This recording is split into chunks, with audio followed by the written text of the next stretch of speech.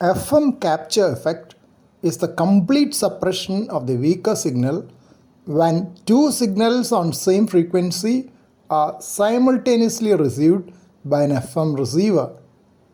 This typically occurs at the FM receiver's limiter circuit. This is in sharp contrast to what happens in an AM receiver, in which audio from both signals get mixed up. How strong the capture effect is may depend on the receiver's circuitry. How well the receiver rejects a second weaker signal on the same frequency is known as its capture ratio. Capture ratio is measured as the lowest ratio of the power of the two signals that will result in suppression of weaker signal. In case of FM, the stronger signal needs to be only twice as powerful as the weaker signal, while in case of AM, the stronger signal will have to be 20 times stronger to avoid objectionable interference. Even though it was mentioned that FM capture effect occurs in case of two signals on the same frequency, unlike in AM, there is no constant carrier frequency in case of FM. The frequency deviates according to the modulating signal, which is the characteristic of frequency modulation or FM.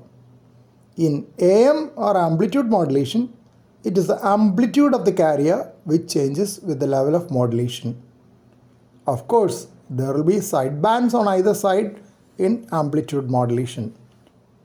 Instead of carrier, in FM, we think of center frequency with deviation to either side according to the modulating signal. Now, what is a limiter in an FM receiver circuit?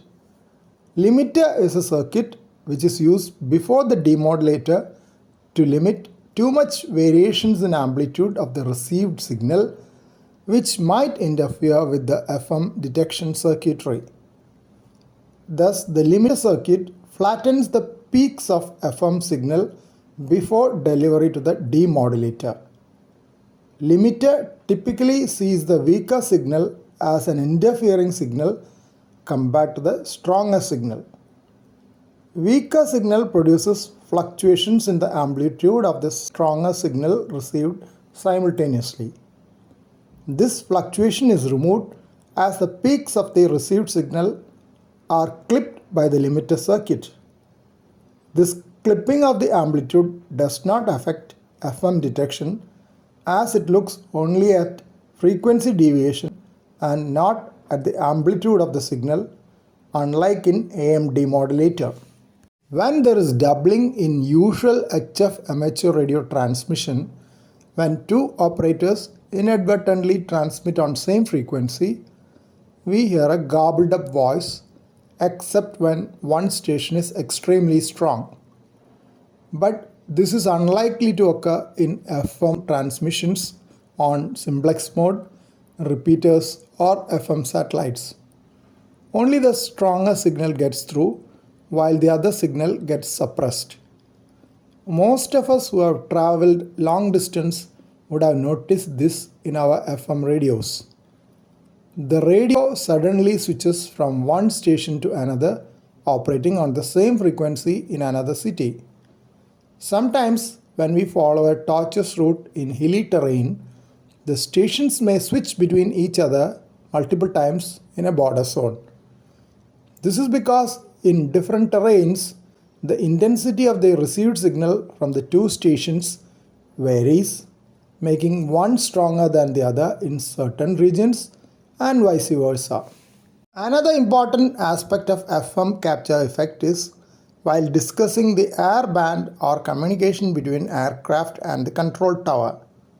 In air band, FM is not used as capture effect could suppress another needed signal, especially in case of emergency communication.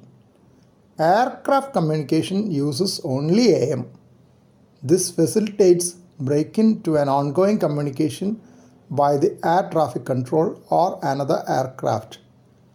Pilots will be able to hear both the air traffic control and another simultaneous emergency transmission from another aircraft, which could be important in avoiding accidents.